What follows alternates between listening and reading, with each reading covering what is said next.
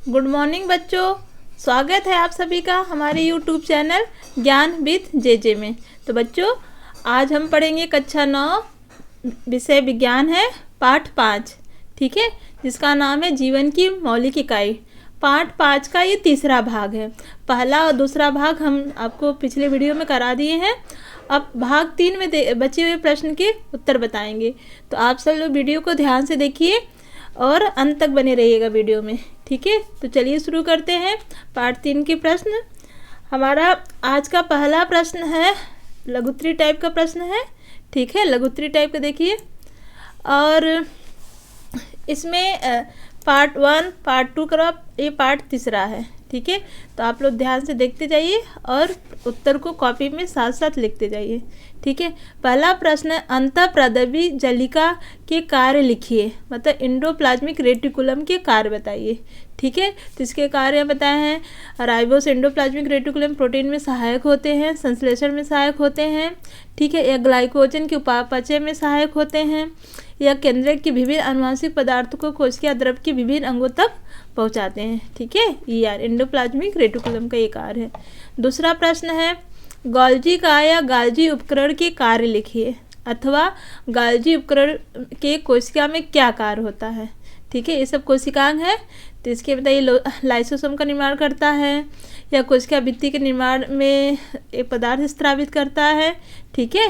यहाँ उसके उत्तर बताए हैं, 5 कार्य बताए हैं। आप सब इसको ध्यान से कॉपी में लिखिए और याद कीजिए।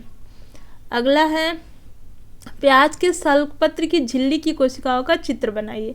प्याज का जब हम प्याज के सल्कपत्र पतला वाली जो झिल्ली होती हैं उसका हम स्लाइड बना के जब सूक्ष्मदर्शी से देखते हैं तो ऐसी संरचना दिखाई देती है, ठीक है।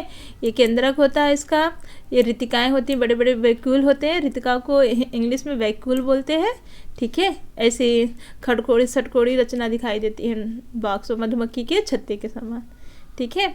अगला प्रश्न है चौथा राइबोसोम, गोल्जी काया, माइटोकॉन्ड्रिया, रसधान, कोशिका भित्ति, क्रोमोसोम, इन सब के कार्य बताने हैं, ठीक है।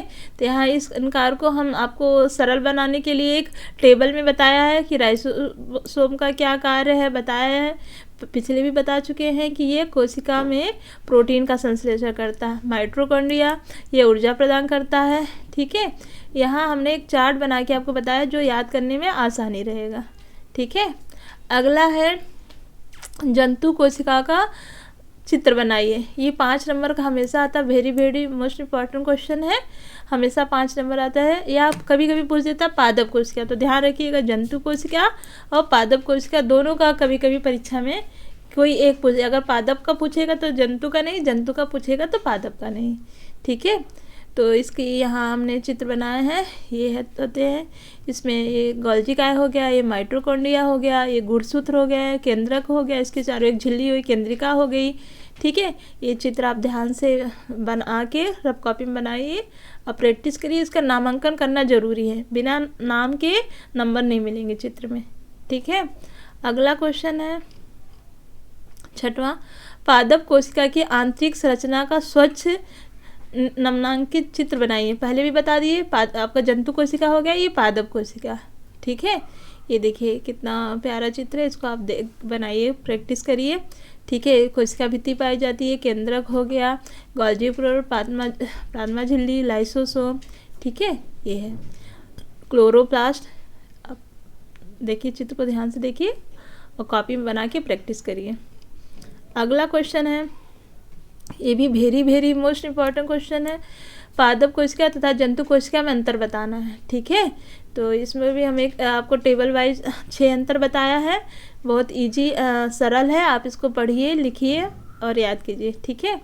अगला क्वेश्चन है माइटोकॉन्ड्रिया के कार्य लिखिए, ठीक है। वेरी ये भी इम्पॉर्टेंट क्वेश्चन है, पहले भी बताया जा चुका है कि माइटोकॉन्ड्रिया को ये कोशिका का क्या कहते हैं, बिजली घर या पावर हाउस, ठीक है। तो इसके कार्य 3 कार्य हमने बताया है। यह भोज पदार्थ को ऑक्सीकरण करके ऊर्जा मुक्त करता है, ऊर्जा को एटीपी रूप में संचित करता है, यह प्रोटीन में का भी संश्लेषण करता है, यह अंडों का योग तथा शुक्राणुओं के मध्य मान का निर्माण करता है, ठीक है। अगला लाइसोसोम, लाइसोसोम का कार्य लिखिए। आत्महत्या की थैली को ही क्या कहते हैं, लाइसोसोम कहते हैं। ठीक है, लाइसोसोम का क्या कार्य है, ये एक प्रकार का एंजाइम होता है। ठीक है, यह मृत पुरानी कोशिकाओं का भक्षण करता है। ठीक है, यह उपवास या रोग की स्थिति में शरीर को पोषण प्रदान करता है।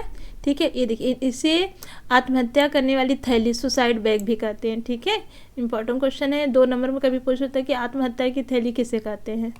ठीक है, तो लाइसोसोम को कहेंगे। चलिए आगे चलते हैं। तार क्या है, सेंट्रोसोम के कार्य लिखिए। ठीक है, यहाँ 3 कार्य हमने सेंट्रोसोम को बताया है। ये धागे जैसी संरचना होती है। ठीक है, जब कोशिका गुणसूत्र विभाजित होता है तो सेंट्रोसोम का निर्माण होता है, सेंट्रोसोम विभाजित होती है। ठीक है, अगला है सूक्ष्मकाओं के कार्य लिखिए। ठीक है, सूक्ष्मकाओं छोटी छोटी कंकाल, ये कोशिकाओं का कंकाल का निर्माण करती हैं। ये कोशिका का आकार को नियमित करती हैं। ये कोशिका द्रव के चक्कर में सहायता करती हैं। ठीक है, अगला है प्रश्न, ऋतिकाओं के कार्य लिखिए। वैकुल जिसको कहते हैं इंग्लिश में क्या कहेंगे, वैकुल। ठीक है, इसके कार्य क्या, ये भोज्य पदार्थों का संग्रह करती हैं। ये भोजन के पाचन, उत्सर्जन आदि क्रियाओं में सहायक होती हैं। तो 1 2 3 4 कार्य बताए हमने, आप देख के लिखिए कॉपी में। अगला है माइटोकॉन्ड्रिया का सचित्र वर्णन कीजिए। चित्र के साथ क्या करना, मतलब साथ में, चित्र के साथ वर्णन करना है। ठीक है, 5 से 7 नंबर में क्वेश्चन हमेशा आता है, वेरी इंपॉर्टेंट क्वेश्चन है। ठीक है, तो ये कैसी संरचना दिखती है माइटोकॉन्ड्रिया, कटे हुए कैप्सूल के समान, या कह सकते हैं जूते के समान, जूती के समान संरचना दिखती है। ठीक है, ये है इसका डीएनए हो गया, मैट्रिक्स हो गया, राइबोसोम। इसमें उंगली के समान ऐसे छोटे छोटे संरचना पाई जाती है, जिसे क्या कहते हैं, क्रिस्टी कहते हैं। ठीक है, तो इस चित्र को देखिए ध्यान से और इसके बारे में लिखना भी है। अगला है प्रश्न, कोशिका झिल्ली के कार्य लिखिए। ठीक है, कोशिका झिल्ली, ये आकार पर पता है, कोशिका के भित्ति के चारों ओर झिल्ली पाई जाती है, जिसे कोशिका झिल्ली कहते हैं। ठीक है, तो इसके 1 2 3 कार्य हमने बताया है, आप ध्यान से पढ़ के लिखिए। अगला क्वेश्चन है, गोल्जी का या गोल्जी प्रकार का सचित्र वर्णन करिए। ठीक है, कोशिकांग है, सचित्र मतलब चित्र के साथ आपको वर्णन करना है। ठीक है, तो उसके पहले हम चपटे कोश, आशय, ऋतिकाएँ क्या होती है, ये जो गोल्जी काय होती है ना, इस प्रकार की इसकी संरचना होती है, देखिए। ठीक है, इसके कार्य हैं, ये लाल रुधिर कणिकाओं को छोड़ के सभी यूकेरियोटिक कोशिकाओं में समतल इकाई झिल्लियों के गुच्छे के रूप में पाई जाती हैं। कुछ अकशेरुकी जंतुओं तथा पौधे की कोशिकाओं में अनेक अश्रमबद्ध इकाइयों के रूप में बिखरी होती हैं, जिन्हें डिडेक्टियोसोम कहते हैं। डिडेक्टियोसोम कहते हैं ना, ध्यान रखिएगा, भी 1 नंबर में पूछ सकता है। ठीक है, तो ये आपका पाठ जीवन की मौलिक इकाई जो इसका पाठ 3 कंप्लीट हो गया। तो वीडियो कैसा लगा, लाइक करिए, शेयर करिए, सब्सक्राइब करिए। धन्यवाद।